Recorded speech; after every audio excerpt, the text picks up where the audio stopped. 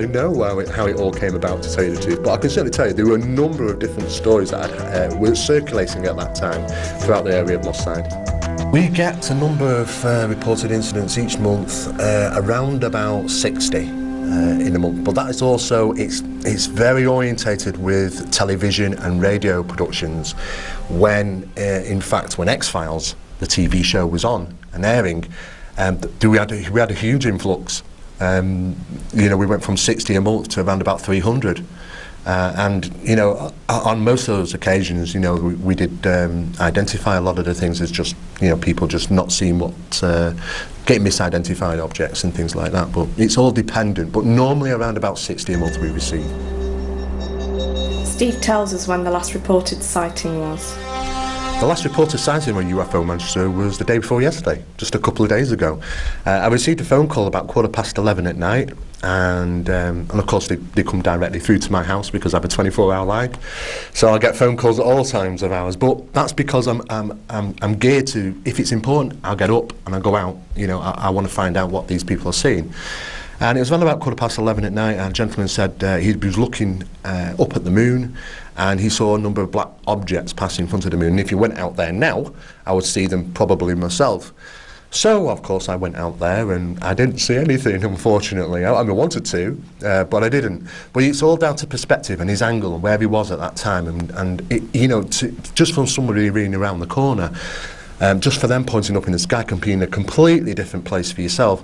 And I really don't know actually what this gentleman had seen, but nevertheless though, it was reported as a UFO. Estimating the size of a UFO is a common question that we're often asked, and it is relatively difficult initially for anybody who has no scale reference to estimate a size of something they're seeing in the sky. Because we're looking at the sky, we naturally look for things to estimate a size, such as anything in visual range, which we could use it as a size comparison. Most of the times, on a clear blue sky, it's next to impossible to estimate a size of a UFO. Lots of people can theorise, but we can't exactly put the finger on it and say this is the size. What we look for is when a UFO is being seen in the sky and somebody spots it and it's passing into a cloud or behind a cloud, the main thing for us, we will get a meteorological report for that day and find out the height of the cloud for that day. Therefore, we know straight away roughly what height this object was at. Then we work out, calculate from there its speed, how fast it transitioned across the sky and within that time basis. So we can work out a size and a speed comparison, and we can get an approximate size and speed, but not exactly it. But it's extremely difficult, and the more things in shot at the time a video is photographed or videoed, the better it is for us, because we definitely need something in the sky to give us some reference. The largest UFO size seen was a huge triangular object that was seen travelling from Sale right across through Manchester and on to North Yorkshire, and that was around about that was February of 1992.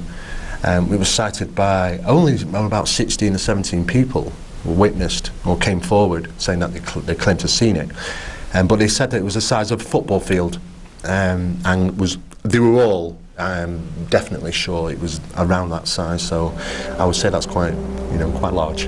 This equation, Frank Drake was the one that pioneered the SETI Institute, the Search for Extraterrestrial Intelligence, and he came up with a formula, a mathematical formula, which was originally quite complicated, but it's, when you actually look at it and kind of break it down, it's quite easy to understand. And it was in regards to how many intelligent life forms could be living out there on a planet similar to our own.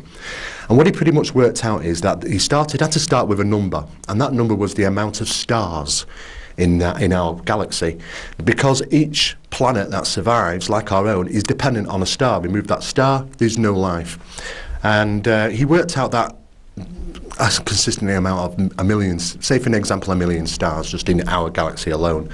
And then he worked out that a percentage of those would have planets.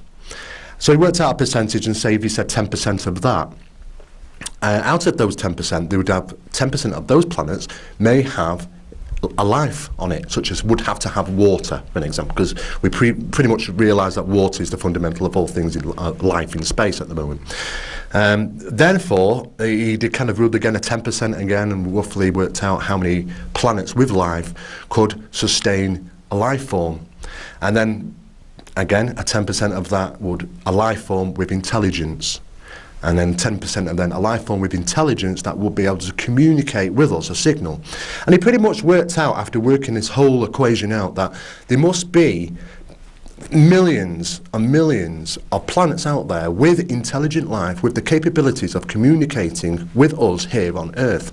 Therefore, that's what the SETI Institute was based its foundation on, that it is very probable that we will get some signal at some stage.